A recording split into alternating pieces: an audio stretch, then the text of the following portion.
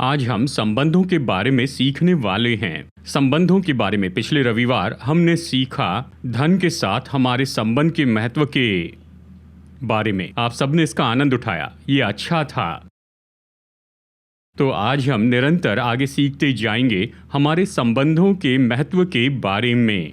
हमने देखा कि क्या महत्व होता है हमारे परिवार के सदस्य के साथ हमारे संबंध के बारे में, कैसे पारिवारिक जीवन को हमें संभालना है। हमारे मानवीय अस्तित्व के लिए तो सबसे महत्वपूर्ण ऐसी बात है। फिर हमने मित्रता को देखा। देखिए, ये सच्चाई है जिसे आप ऐसे इस वास्तविकता को टाल नहीं सकते कि मित्रता तो महत्वपूर्ण भाग है हमारे मानवीय अस्तित्व का। परमेश्वर नहीं चाहते हैं कि हम अकेले रहें, साथ ही परमेश्वर चाहते हैं कि जब हम मित्रता में व्यवहार करते हैं तो हम बुद्धिमान हो जाएं। सबसे महत्वपूर्ण मित्रता तो वो है जो हमारे प्रभु यीशु के साथ है। वही हमारे सबसे महान मित्र हैं। आमेन। अवश्य ही पिछले रविवार हमने देखा धन के साथ के हमारे संबंध का महत्व। ये देखा कि धन तो एक साधन है जो परमेश्वर चाहते हैं कि हम उपयोग करें, और वो अच्छा स्वामी नहीं है। धन बुरा स्वामी है, पर वो अच्छा दास है, और इसलिए पैसों को दास बनाकर रखिए। आप इस साधन का उपयोग करें। और आज हम देखना चाहते हैं कि समय के साथ में हमारे संबंध के महत्व को हम देखें। परमेश्वर ने समय बनाया है।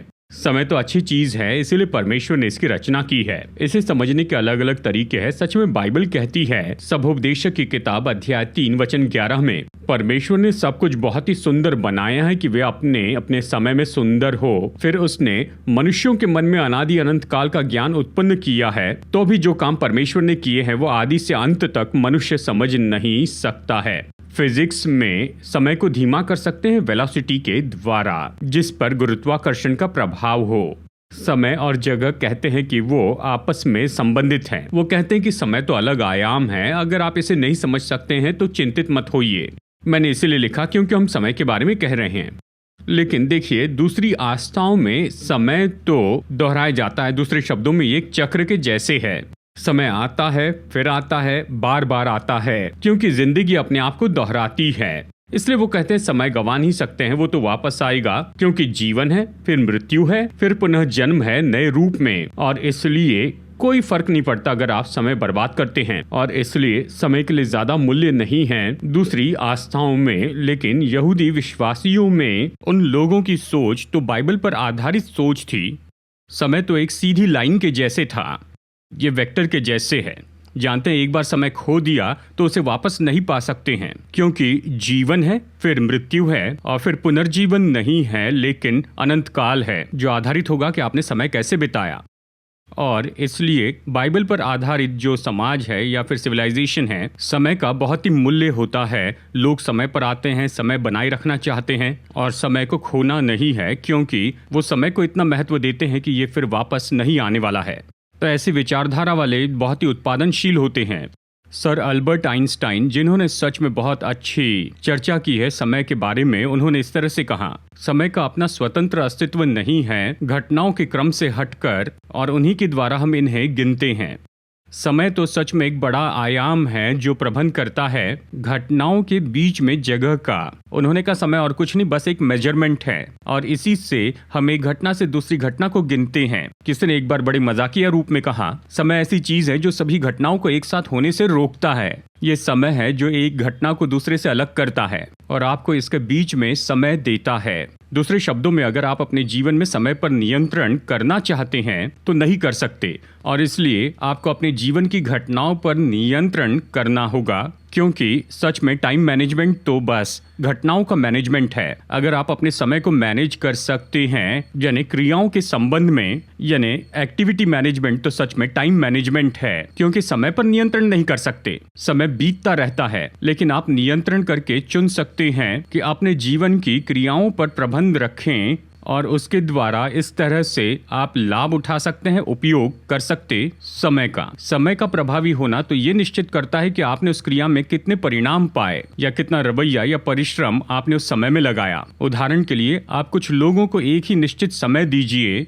और ये कुछ लोग अलग अलग परिणाम लेकर आएंगे जो आधारित होगा कि समय का उन्होंने कैसे उपयोग किया, और उस समय उनका सोच विचार का तरीका कैसे था, वो समय में कौन सा परिश्रम करते हैं। सभी के पास एक निश्चित समय था, लेकिन मनोदशा का फर्क और उनके काम का तरीका अलग था, उनकी क्रिया का तरीका अलग था, ये तो अलग अलग तरीके के परिणाम लाता है। मैं सोचता हूँ ये बहुत ही महत्वपूर्ण है। जब आप सच में अपने प्रतिदिन के कामों को देखते हैं तो आप पाएंगे कि आप मूल्यों का प्रबंध कर रहे हैं, और आपके जो प्रतिदिन के काम हैं, अगर ये दोनों एक साथ मिलकर चलते हैं तो आप जीवन में भीतरी शांति पाएंगे। दूसरे शब्दों में, आप जो विश्वास करते हैं वही करें।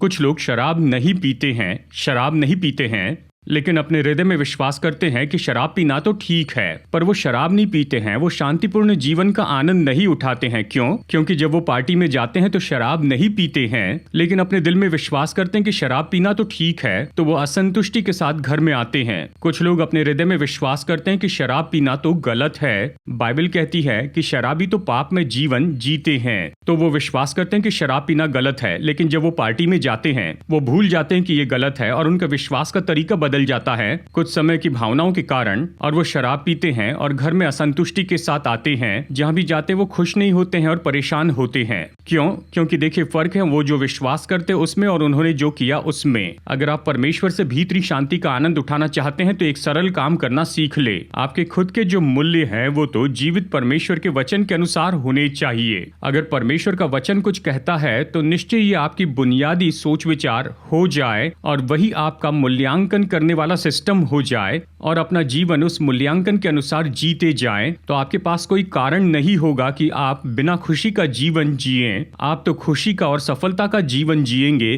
क्योंकि निश्चय यहाँ पर संबंध होता है कि आप अपने हृदय में क्या विश्वास करते हैं और बाहर किस तरह से व्यवहार करते इसमें। और इसलिए प्रभु के लोगों को घूस देने में बहुत मुश्किल होती है। क्यों? क्योंकि दिल में विश्वास करते हैं कि घूस देना तो गलत है। प्रभु के लोग विश्वास करते हैं, खासकर जब आप मसीह संस्कृति को देखते हैं, ऐसी संस्कृति जो बाइबल पर आधारित है। ईमानदारी का सच में बड़ा आदर किया जाता है। लोग सच में सभी बातों के लिए ईमानदार होते हैं, वो बिल्कुल स्पष्ट बोलते हैं। जबकि ऐसी संस्कृति जो वचन पर आधारित नहीं है, वो धोखा देने या झूठ बोलने के बारे में बुरा महसूस नहीं करते, क्योंकि उनके ईश्वरों ने ऐसे किया है। यीशु ने कभी झूठ नहीं बोला, यीशु ने धोखा नहीं दिया। लेकिन ऐसी परंपराएं हैं जहां पर उनके ईश्वरों ने, उनकी शक्तियों ने, भविष्यवक्ताओं ने धोखा दिया। उन्होंने हत्या की, उन्होंने दूसरे काम किए, और इसीलिए ये इनके लिए कोई बुरा विचार नहीं कि बिल्कुल ऐसे ही करे, क्योंकि उनके खुद के ईश्वरों ने ऐसे किया है। लेकिन मसीह जीवन शैली में झूठ बोलना तो गलत है, दूसरों को चोट पहुंचाना गलत है। क्यों? क्योंकि पवित्र बाइबल का जो स्वामी है वो एक खास जीवन जिया, उसने हमें कुछ जीवन शैली सिखाई, और इसीलिए उस विश्वास के सिस्टम का जो मूल्यांकन है वो सच में मनुष्य के जीवन में मददगार है। अपने विश्वास के सिस्टम को ठीक कीजिए ताकि समय का उत्पादनशील होना बहुत ही महत्वपूर्ण होगा। अब अजीब सी बात तो ये है, अगर आप जीवन को देखेंगे तो आप ये पाएंगे कुछ बातों के ऊपर पूरा नियंत्रण होता है और कुछ बातों पर कुछ भी नियंत्रण नहीं होता है, और इसके बीच में कुछ चीजों पर कुछ नियंत्रण होता है। अब इसमें दिलचस्प बात तो ये है कि बहुत से लोग वो समय बर्बाद करते हैं, उन बातों की चिंता करते हैं जिन पर उनका कोई नियंत्रण नहीं, और उन्हें अनदेखा करते जिन पर पूरा नियंत्रण है। सच में आपको परवाह करनी चाहिए उन बातों की जिस पर आपका पूरा नियंत्रण है, और जिन पर नियंत्रण नहीं है उनको अनदेखा करें। लेकिन किसी तरह से ये दिलचस्प है कि हम बातों की कैसी चिंता करते हैं जिन पर कोई नियंत्रण नहीं है, जिन पर हमारा कोई नियंत्रण नहीं, उनकी चिंता करते। ऐसी कुछ बातें, एक मौसम और ऋतु। ओह, गर्मी आ रही है, गर्मी होगी, इसके लिए कुछ नहीं कर सकते, चिंता बंद कीजिए, वो आपके नियंत्रण में नहीं है। मैं इस परिवार में क्यों जन्मा हूं, आप इस पर नियंत्रण नहीं कर सकते हैं।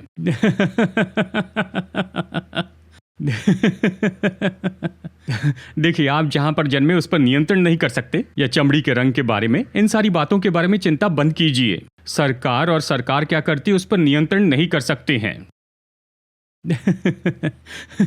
सरकार जो करती है उस पर खुद नियंत्रण नहीं कर सकते हैं। लोग ट्रैफिक के बारे में चिंता करते हैं, मतलब ये तो ऐसा है जिसे आप नियंत्रण नहीं कर सकते हैं। लोग अपनी उम्र के बारे में चिंता करते हैं, ओ मैं 30 साल का हो रहा हूँ, ओ मैं टीनेजर नहीं रहूंगा, ओ मेरे प्रभु मैं 40 का हो गया। आप इन पर नियंत्रण नहीं कर सकते हैं, आप इनके बारे में चिंता करना बंद कर दीजिए। लोग समय के बारे में चिंता करते हैं जिस पर वो नियंत्रण नहीं कर सकते हैं, भविष्य पर वो नियंत्रण नहीं कर सकते हैं, और वो इसकी चिंता करते जाते हैं, पसीना पसीना होते हैं। और IPL की मैच जिस पर आप नियंत्रण नहीं कर सकते हैं, आप नियंत्रण नहीं कर सकते हैं स्पोर्ट्स मैच के रिजल्ट पर। क्या बार्सिलोना जीतेगी या फिर मेसी फिर से बर्बाद कर देगा, आपका उन बातों के ऊपर कोई नियंत्रण नहीं है, तो उसके बारे में चिंता करना बंद कर दीजिए। और फिर कुछ बातों के ऊपर थोड़ा नियंत्रण होता है, जैसे आपके भविष्य के कुछ दृष्टिकोण पर या आपके संबंधों के कुछ दृष्टिकोण पर, उन पर थोड़ा नियंत्रण होता है। और आपके जीवन शैली पर आपका कुछ नियंत्रण होता है, या फिर आप जो करियर चुनते हैं उस पर नियंत्रण होता है। आपका अपने तंदुरुस्ती पर कुछ नियंत्रण है और आपको इसकी परवाह करनी चाहिए। आपका कुछ नियंत्रण है कि आप कौन सा खाना चुनते हैं, या परिवार के जो चुनाव हैं जिसमें आप एक सहभागी हैं। आप जिस इंटरव्यू में गए थे उसके परिणाम के ऊपर आपका कुछ नियंत्रण है। आपका परिणाम पर पूरा नियंत्रण नहीं है, पर थोड़ा नियंत्रण है। और फिर ऐसी कुछ चीज़ें हैं जिन पर आपका पूरा नियंत्रण होता है।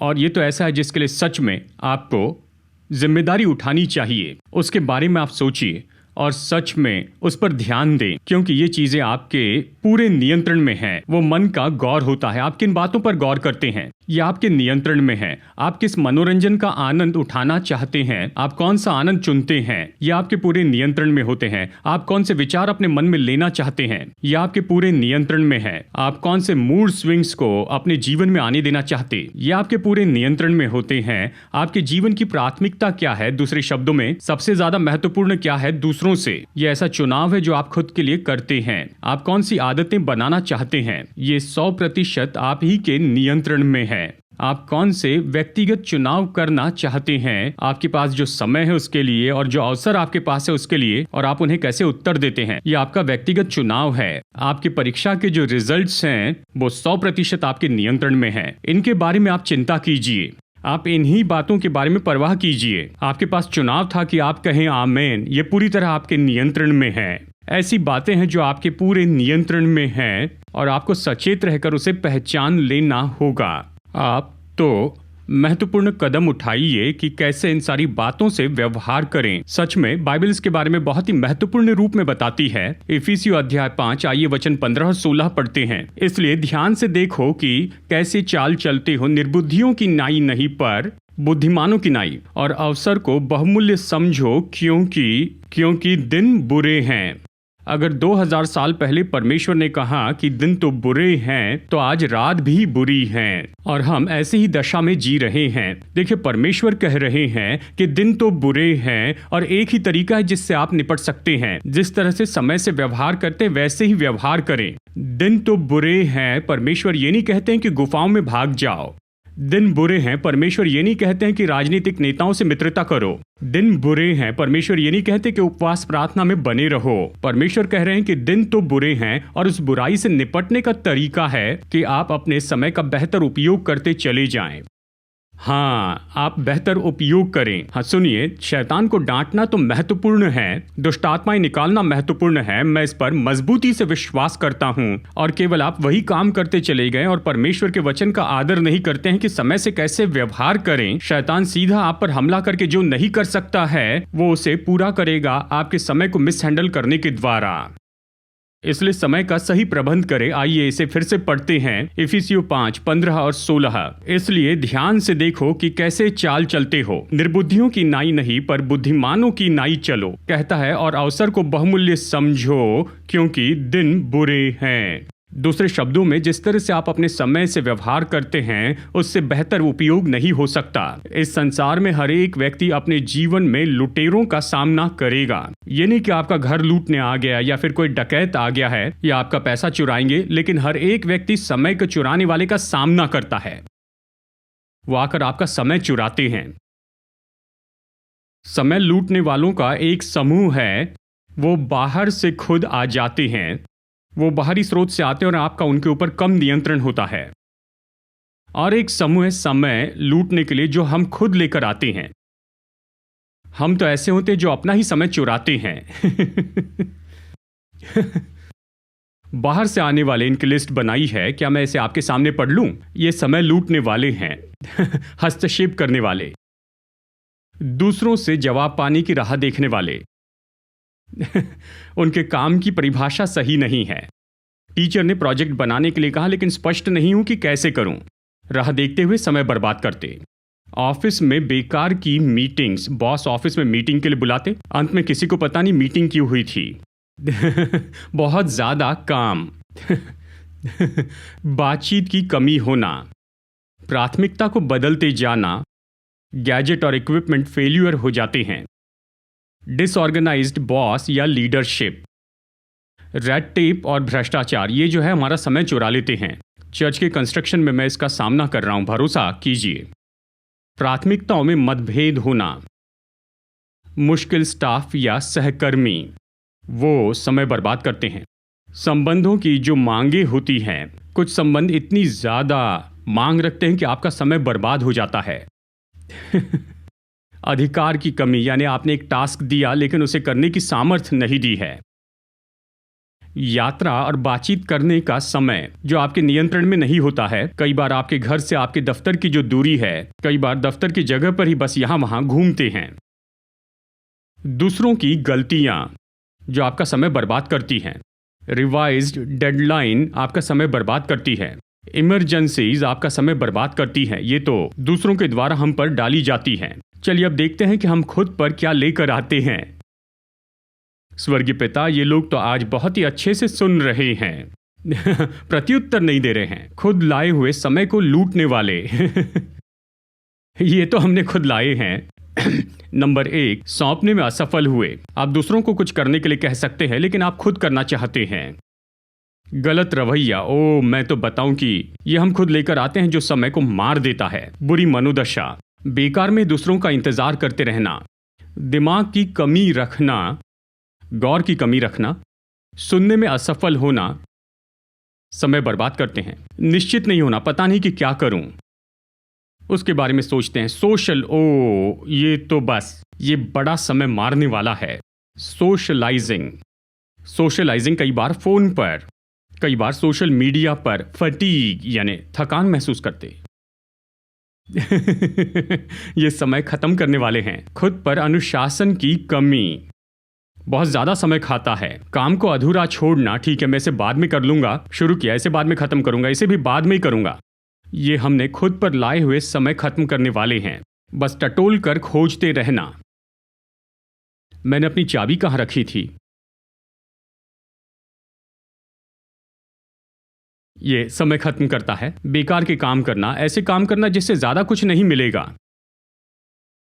काम के जगह में कमी बहुत ज्यादा समय लेता है। अस्पष्ट व्यक्तिगत लक्ष्य, दिलचस्प है। अस्पष्ट व्यक्तिगत लक्ष्य एक गैलप पोल जो कि कुछ साल पहले किया गया था, यानी कहीं पश्चिमी संसार में, उन्होंने पाया कि केवल 3% लोग थे जिन्हें उन्होंने जांचा, जिनके पास सच में जीवन में लिखा हुआ स्पष्ट लक्ष्य था। हर कोई बस बॉल को मारता है जिस किसी दिशा में जा रहा है उसके लिए, कहाँ जाए तो। सिद्धता की विचारधारा बहुत बड़ा समय बर्बाद करने वाला। अपर्याप्त योजना, योजना की कमी। दिलचस्प, अगर आप योजना बनाने के लिए 10% समय निकाले तो आपका बाकी 90% समय बहुत प्रभावी होता है।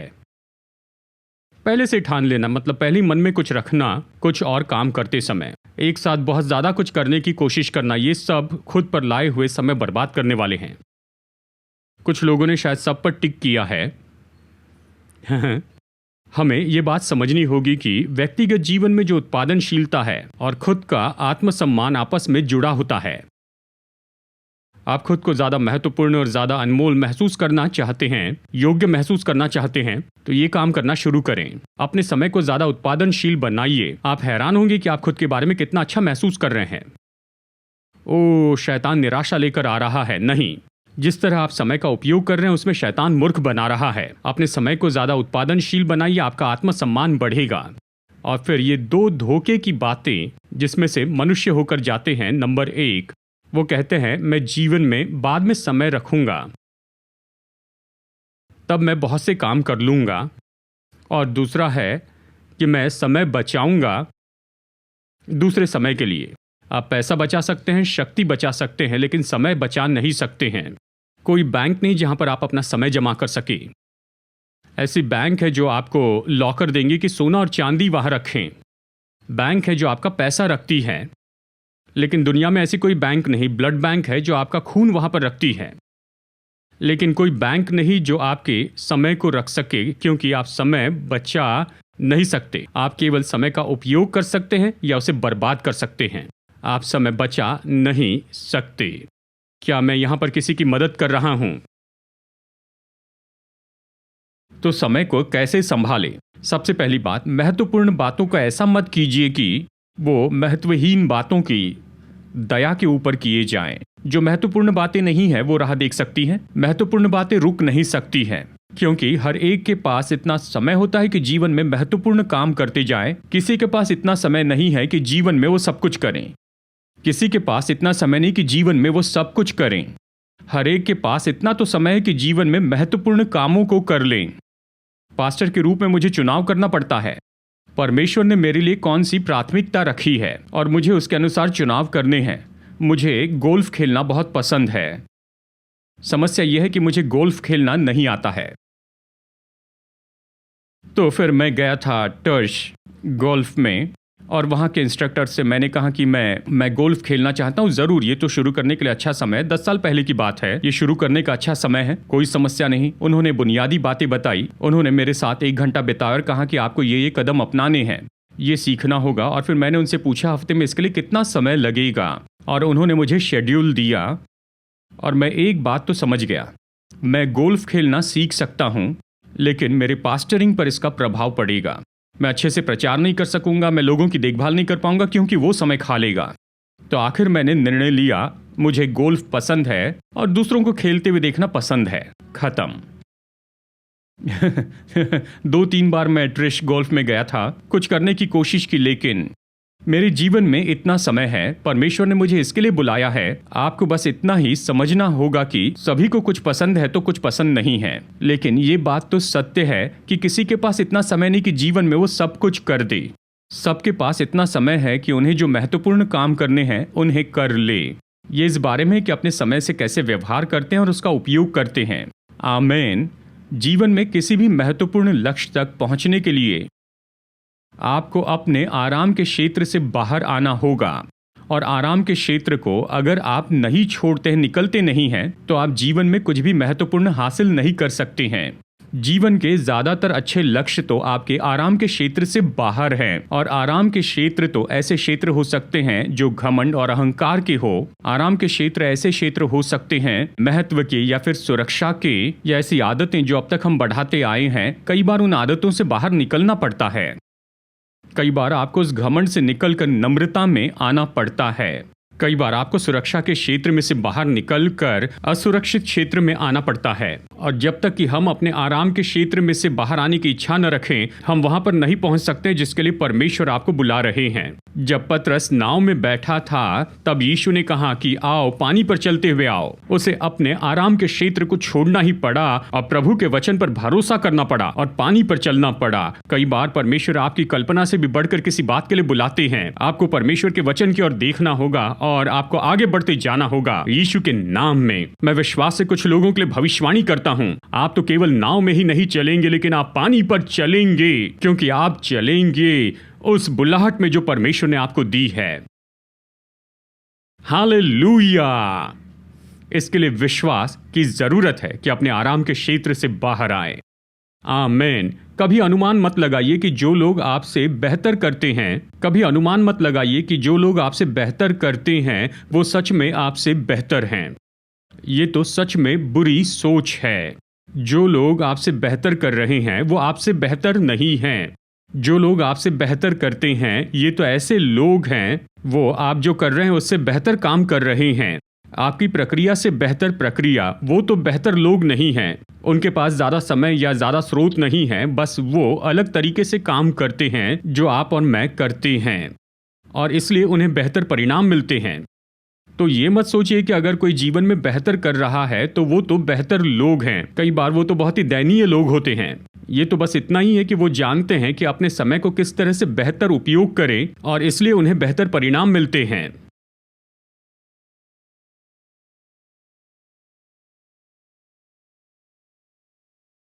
मैंने कुछ लिखा जो आपको अब तक बताया नहीं है, पर अभी मैं आपको बताता हूं।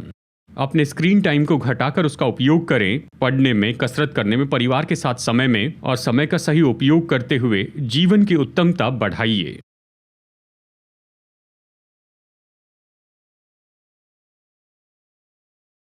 परमेश्वर की आशीष के बिना सबसे उत्तम परिश्रम भी बिल्कुल व्यर्थ हो सकता है।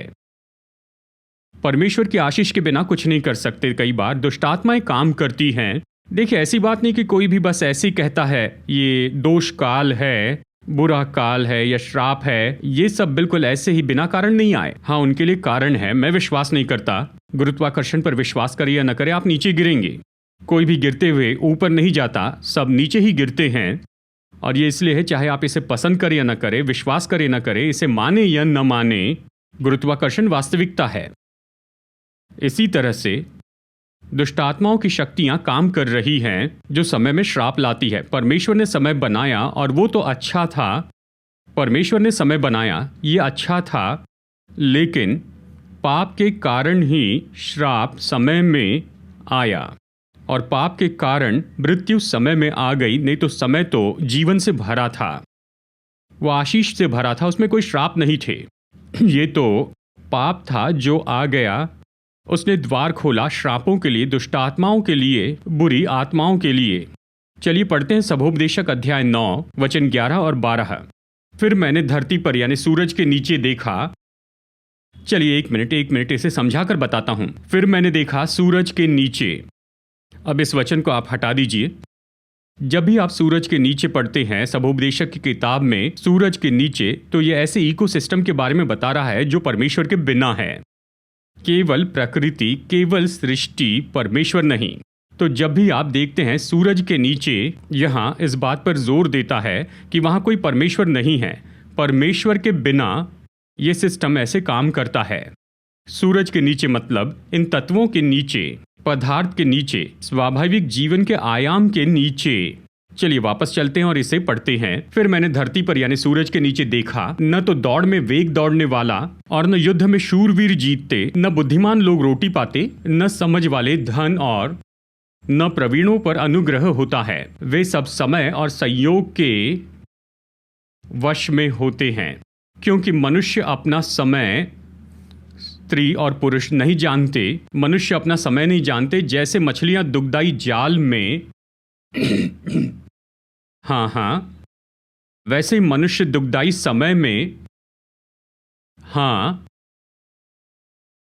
अचानक आ पड़ता है जब वो अपेक्षा नहीं करते हैं। बुरा होता है। क्यों? क्योंकि सूरज के नीचे परमेश्वर के काम के बिना ही श्राप काम करते हैं, नकारात्मक शक्तियां काम करती हैं, दुष्ट की सामर्थ काम करती है जो हमारा समय बर्बाद करती है। इसलिए किसी बात के प्रभावी होने की योजना बनाते हैं तो उसके पीछे के कारण और उद्देश्यों को जांच लीजिए। ये बहुत ही महत्वपूर्ण है कि आप पहचान ले अपने जीवन का वो ऋतु और उसके अनुसार काम करें। हम सब मनुष्यों के अपने जीवन में ऋतु होते हैं, यानी पढ़ाई का ऋतु होता है और ये आज तो बढ़ते जा रहा है। काम करने का ऋतु होता है, फिर ऋतु होता है जहां आप संबंधों का आनंद उठाते हैं, फिर ऋतु होता है कि आप विवाह कर लें और अपना घर बनाएं। ऐसा ऋतु होता है जहां आप निवेश करते हैं। ऐसा ऋतु होता है जहां आप जानते हैं कि आपकी शक्ति घटते जा रही है और आप बुढ़ापे में भी अच्छी तंदुरुस्ती चाहते हैं और आप उसमें निवेश करने लगते हैं अपनी जीवन शैली के संबंध में, आपकी आदतें और चुनाव के बारे में। हाँ, सभी लोग अपने जीवन में बुढ़ापे में से होकर जाते हैं। ये जीवन का एक और ऋतु है जहां आप जानते हैं आपको बहुत सी बातों के बारे में सावधान रहना है और जो व्यवहार करते हैं उसमें बुद्धिमान होना है। देखिए, समस्या तो ये है कि कई बार जो लोग हैं वो अपने जीवन के किसी एक निश्चित स्तर पर ऐसे व्यवहार करते हैं जैसे जीवन के दूसरे स्तर पर हैं, और ये तो मूर्खता का है। जब आपको केवल अपनी ही देखभाल करनी है और आप जानते हैं कि ये तो समय है कि अपना करियर बनाएं, तो आप कॉलेज के बच्चों के जैसे इसे बर्बाद नहीं कर सकते, आप स्कूल के बच्चों के जैसे इसे बर्बाद नहीं कर सकते बेकार के दोस्तों के साथ।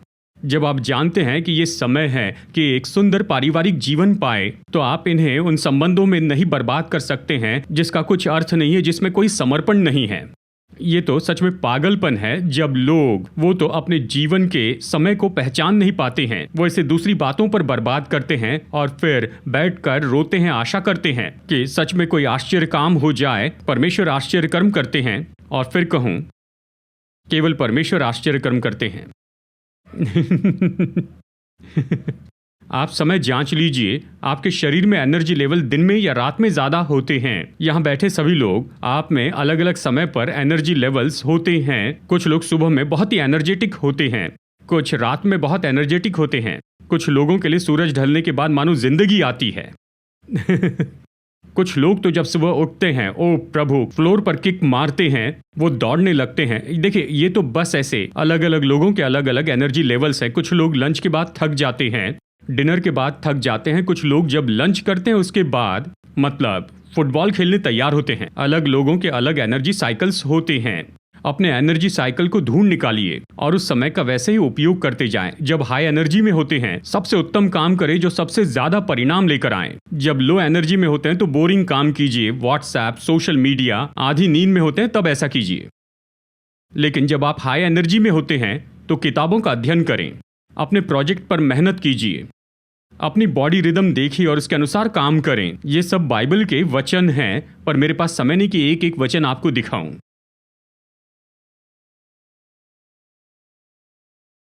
क्या आप वचन का आनंद उठा रहे हैं? अगर परमेश्वर की संतान समय से व्यवहार करना नहीं सीखती है तो ये बहुत बड़ी गलती होगी, क्योंकि बाइबल में बहुत सी आज्ञाएं दी गई है कि कैसे हम उन समयों और ऋतुओं का आनंद करें जो परमेश्वर ने निश्चित किए हैं। बाइबल कहती है परमेश्वर ने सूरज और चांद दिए ताकि लोग ऋतु और समय को जान सके। समय तो महत्वपूर्ण है, आपको इसे समझना होगा।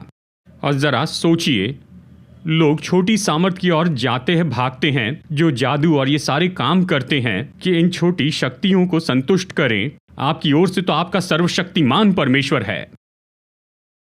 हालेलुया! समय का सृष्टिकर्ता परमेश्वर आपकी ओर से है। लेकिन आपको समय के बारे में उसके सिद्धांतों का आदर करना है। आप ये नहीं कह सकते प्रभु मैं आपकी आराधना करता हूं, लेकिन समय के बारे में उसके सिद्धांतों की आज्ञा भंग करें। आप नहीं कह सकते मां मैं आपसे प्रेम करता हूं, और जो भी वो कहती उसकी आज्ञा भंग करते हैं। ये उसका आदर करना नहीं है, ये उसका अनादर करना है।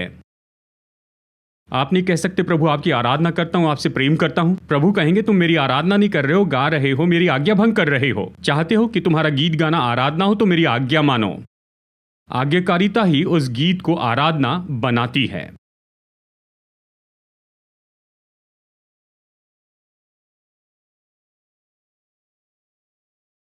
देखिए, बाइबल में समय को समझने के लिए दो शब्द है जो कि ग्रीक से आए हैं, परंतु वो समय के अर्थ को बिल्कुल अलग तरह से बताते हैं। दिलचस्प है, उसे कहते हैं क्रोनोस और काइरोस। क्रोनोस तो स्वाभाविक समय, अपनी घड़ी में आप जो भी समय देखते हैं। क्रोनोस क्रोनोलॉजी, ठीक है, क्रोनोलॉजी समय का अध्ययन है। Ology study, biology bio, biology ology, theology थियो परमेश्वर, ओलॉजी अध्ययन। क्रोनोलॉजी क्रोनो समय, ओलॉजी स्टडी, ठीक है। तो क्रोनोलॉजी ये तो स्वाभाविक समय है।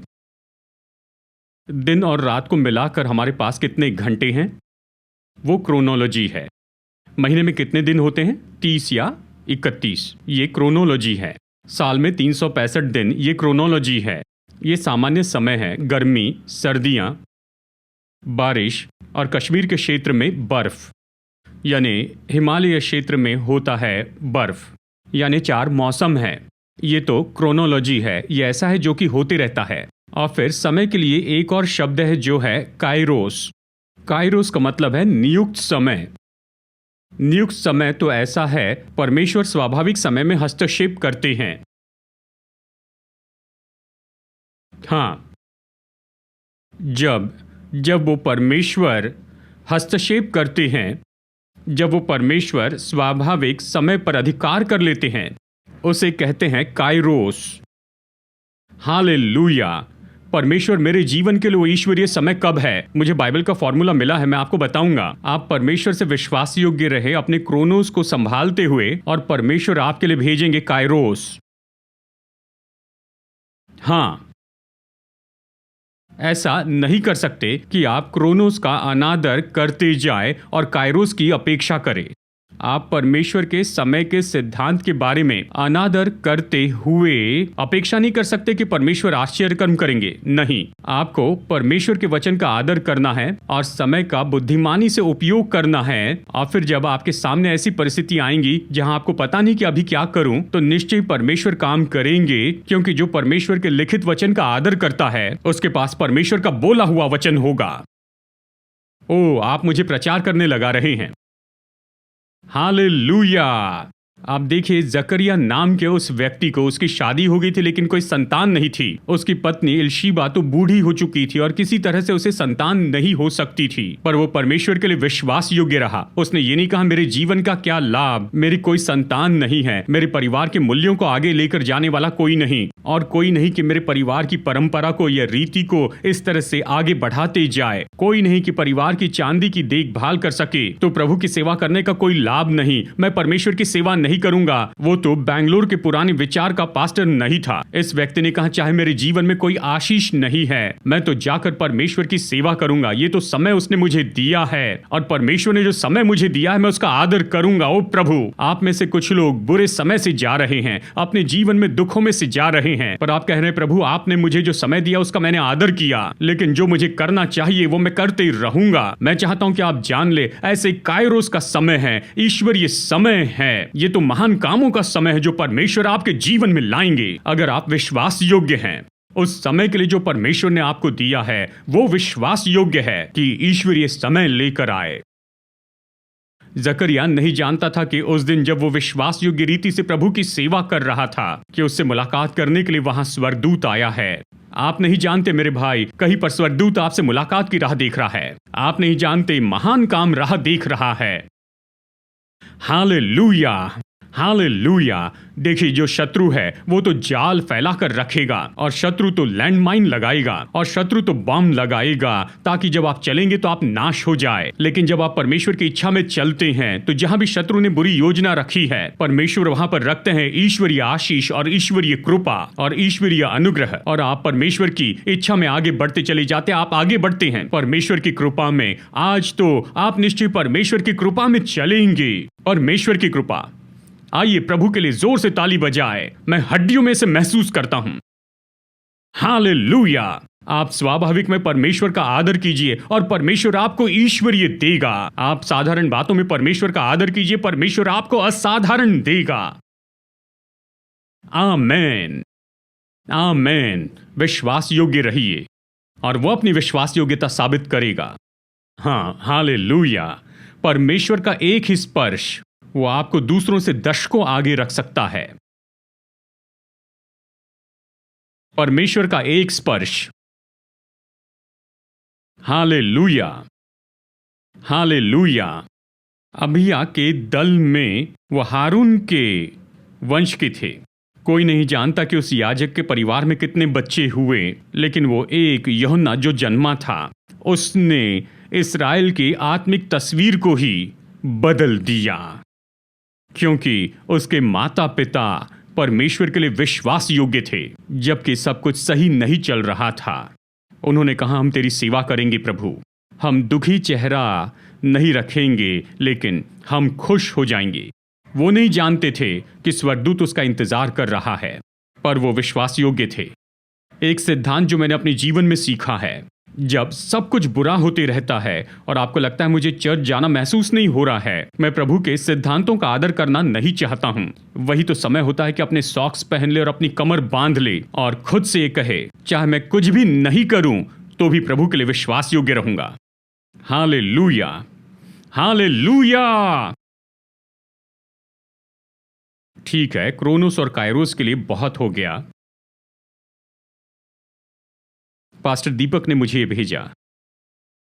हार्वर्ड ने एक रिसर्च किया, पब्लिश किया। हार्वर्ड यूनिवर्सिटी ने, हार्वर्ड यूनिवर्सिटी का रिसर्च है जो पब्लिश हुआ मई 16, 2016 को, और ये तो अध्ययन किया गया 74, सुनिए गौर से, 74,000 स्त्रियों पर यह अध्ययन किया गया जो यूएस नर्सेस के भागी थे। उनकी हेल्थ स्टडी की परीक्षा ली गई और ये साबित किया गया हार्वर्ड यूनिवर्सिटी के स्टडी के द्वारा कि जो स्त्रियां शारीरिक रूप में चर्च में जाती हैं वो चर्च में नहीं जाने वालियों से ज़्यादा जीती हैं। हाँ, जल्दी आइए। हाँ, जल्दी आइए।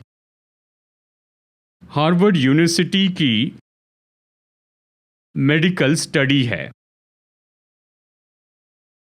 कि जो लोग चर्च में अटेंड होते हैं, स्त्रियां, वो उनसे ज़्यादा जीती हैं जो लोग चर्च में नहीं जाते उनसे। आत्महत्या करनी है? अगले रविवार मत आइए।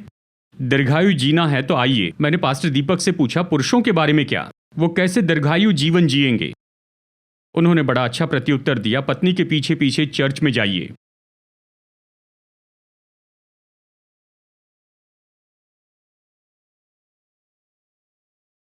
मैंने मजाकिया रूप में बताया, लेकिन ये तो बहुत गहन अध्ययन है। एम्पिरिकल, जो लोग जिन्हें साइंटिफिक बातें पसंद है, ये तो केवल सरल साप्ताहिक गोली है। इसे खाइए हफ्ते में एक बार, और दूसरे जो इसे नहीं खाते उससे दीर्घायु जिए। इसे कहते हैं चर्च की गोली। कलीसिया में आइए, आइए, प्रभु की आराधना कीजिए, उपस्थित रहें और जाएं। आप दीर्घायु जिएंगे, सेहतमंद रहेंगे, जीवन में उत्तम जिएंगे। और क्या अजीब है, अजीब बात यह है, हार्वर्ड बाइबल कॉलेज के रूप में शुरू हुआ, आज बाइबल को छोड़कर सब कुछ सिखाते हैं, और वो ये रिसर्च लेकर आए हैं। ये दिलचस्प है। प्रेरितों के काम 3:19 ये अंतिम वचन है। इसलिए मन फिराओ और लौट आओ। आइए एक साथ पढ़ते हैं। इसलिए मन फिराओ और लौट आओ कि तुम्हारे पाप मिटाए जाए, जिससे विश्रांति के दिन आए। ये फिर से समय के बारे में है, जिससे प्रभु के सम्मुख से विश्रांति के दिन आए। ये कहता है जब आप परमेश्वर के साथ चलते हैं, जब आप परमेश्वर की ओर मुड़ते हैं, कई बार परमेश्वर मौसम के उस बैरोमीटर को घुमाएंगे और कहेंगे मैं समय बदल रहा हूं जो तुम्हारे लिए कृपा का है। वो तरोताजगी का समय निश्चय भेजेंगे। हालेलुया। देखिए, बुरा समय है, दुष्ट समय है, श्राप का समय है, अंधकार का समय है, लेकिन परमेश्वर है जो तरोताजगी का समय भेज सकता है। तरोताजगी का समय। हालेलुया। मैं तुम्हारे लिए तरोताजगी का समय भेजूंगा, क्योंकि प्रार्थना ऋतु बदल देती है। परमेश्वर उस ऋतु को बदलेंगे कि वह आपके लिए कृपा लाए। Hallelujah, hallelujah, hallelujah. मैं जानता हूं मैं ऑनलाइन हूं, मैं सावधानी से कहूंगा, लेकिन मैं आपको सत्य बताऊं, ऐसे दिखाई देता है कि पिछले 2 साल में भारत में मसीहत तो पिछले 70 साल की तुलना में तेजी से बढ़ी है।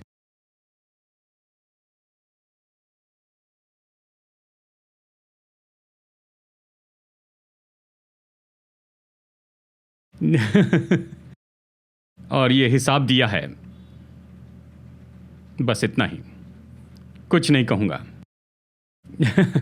जब परमेश्वर का राज्य निर्णय लेता है कि वो बढ़ते जाएगा, तो कोई राजनीतिक नेता नहीं, कोई कानून नहीं, कुछ भी परमेश्वर के काम को रोक नहीं सकता।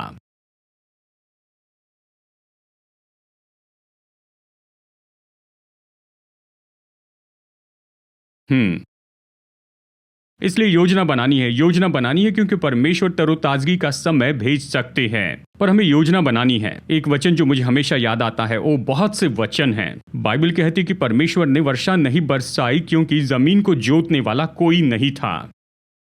ये तो उत्पत्ति में वचन है। परमेश्वर ने वर्षा नहीं भेजी क्योंकि कोई नहीं था कि कोई हल चलाए, जोतने के लिए कोई नहीं था, कोई भी नहीं था कि भूमि में बीज बो सके। अगर परमेश्वर को तरोताजगी का समय भेजना है, तो हमें परमेश्वर को दिखाना होगा कि उसका तरोताजगी का जो समय है वो ऐसे बर्बाद नहीं होगा। हमें योजना बनानी है। योजना बुनियादी रूप में योग्य इच्छाएं पहचानना है और उसे अर्थपूर्ण क्रिया के द्वारा वास्तविकता में बदलना है। योजना सच में यही तो है। योजना जो आपकी प्राथमिकताओं पर आधारित और समय के पहले, अगर हो सके तो प्रतिदिन में, इसे 10:90 प्रिंसिपल कहते हैं। 10% समय लेके योजना बनाए तो बाकी 90% समय बहुत ही प्रभावी हो जाता है। हम इसे डेली, वीकली, मंथली या एनुअल बेसिस पर रखें। मैं एक पास्टर हूं जो इसका अनुकरण करता है, बाइबल के सिद्धांतों को सटीकता से मानता हूं। देखिए, अब तक मैंने अगले साल की योजना भी अभी पूरी कर ली है। बहुत उपवास प्रार्थना के साथ प्रभु को खोजा कि अगले साल कौन से विषयों पर सिखाना है वो बताएं, और चर्च को कौन से प्रोग्राम्स करने चाहिए। जितना ज़्यादा आप योजना बनाएंगे और प्रार्थना करेंगे, सब कुछ उतना बेहतर होगा और सब उतना आसानी से होगा। जानते हैं, कोविड के दिनों में परमेश्वर को खोजने की सामर्थ्य मैंने वहां पर अच्छे से समझ ली, क्योंकि 2019 के अक्टूबर में जब मैं बैठकर 2020 की योजना बना रहा था, ये वो साल है जब कोविड आया था, मैं समझ नहीं पाया कि परमेश्वर मुझे ऐसे विषय क्यों दे रहे हैं। मैंने सोचा कोई बात नहीं, इसका कोई अर्थ नहीं है, लेकिन प्रभु मेरे हृदय में इसे रख रहे हैं, इसलिए मैंने कैलेंडर में लिखा। और जब कोविड आया उसके बाद तो टॉपिक्स बहुत ही व्यवहारिक हो गए। ये तो इतने व्यवहारिक हो गए, इतने सटीक थे। मुझे ऑनलाइन पसंद नहीं है, पसंद नहीं, मैं ऑनलाइन वाला नहीं हूँ, मैं तो ऑफलाइन वाला व्यक्ति हूँ। लेकिन परमेश्वर ने हमारे हृदय में रखा कि एक ऑनलाइन सेटअप होना चाहिए। सन 2018 या 19 के दरमियान चर्च बिल्कुल तैयार हो गया, प्लग एंड प्ले, यानी हर तरह की टेक्नोलॉजी आ गई ऑनलाइन के लिए। और चर्च के लोग मुझे बताने लगे कि पास्टर ऑनलाइन शुरू कीजिए, सब कुछ तैयार है। मैं सच बता रहा था कि हम उसमें क्यों निवेश करें जिसका हम उपयोग करने वाले नहीं हैं। मैं बस जानता था कि एक ग्रीन लाइट है, यानी दिल में एक चिंगारी है, बस प्रभु की आज्ञा मानी। और जब कोविड आ गया तो अचानक सब ऑनलाइन की बात समझने लगे।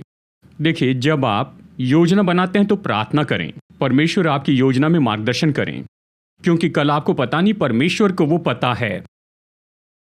आमीन, हालेलुया।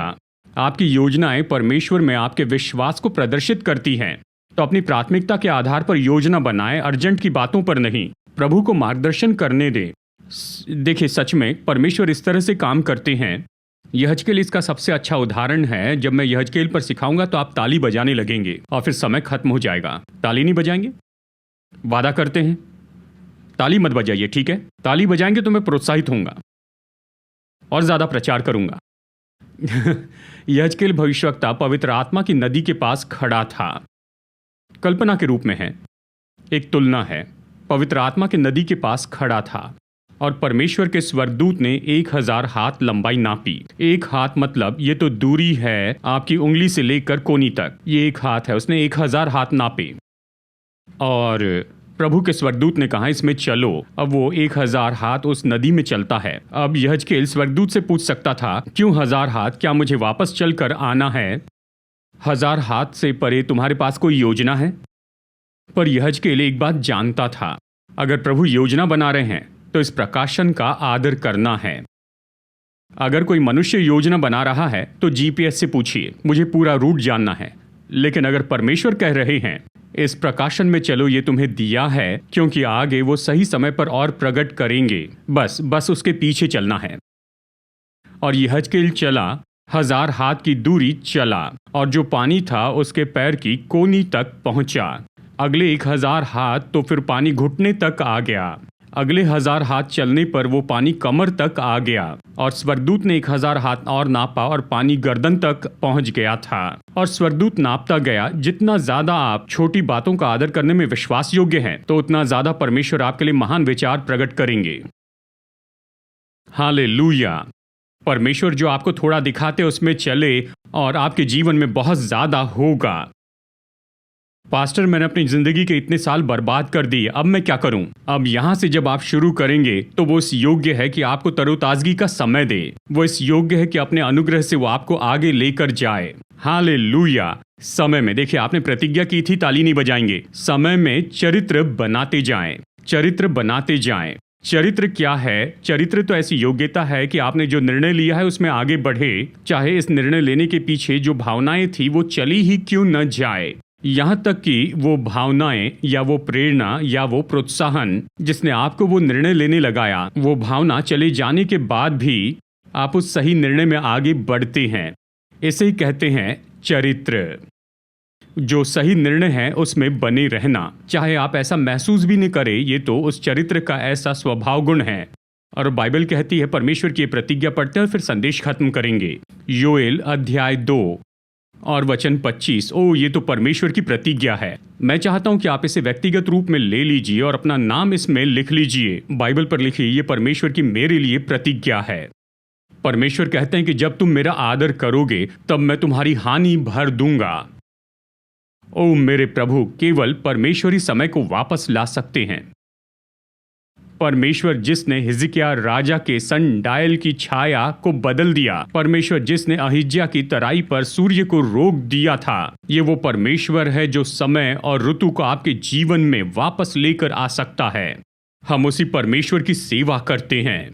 Hallelujah, hallelujah. सीखिए कि समय के साथ में आप अच्छा संबंध रखें। समय पर क्रोधित मत होइए, समय से बिल्कुल न डरें।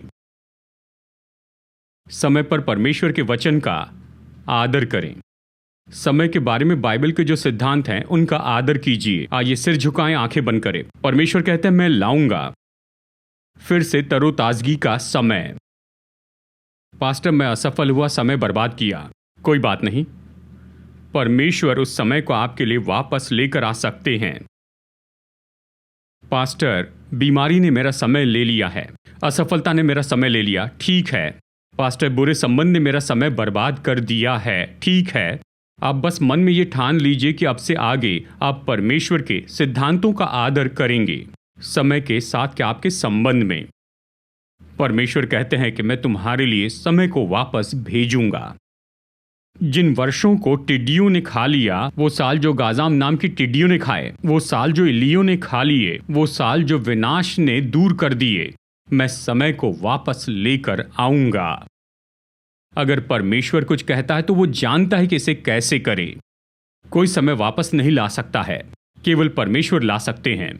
और परमेश्वर कहते हैं मैं इसे तुम्हारे लिए करूंगा। Hallelujah, hallelujah. आप जहां कहीं भी बैठे हैं, क्या आप कुछ मिनट लेंगे कि अपना जीवन उसे समर्पित करें और कहें, पिता, मैं अपना जीवन आपको समर्पित करता हूं।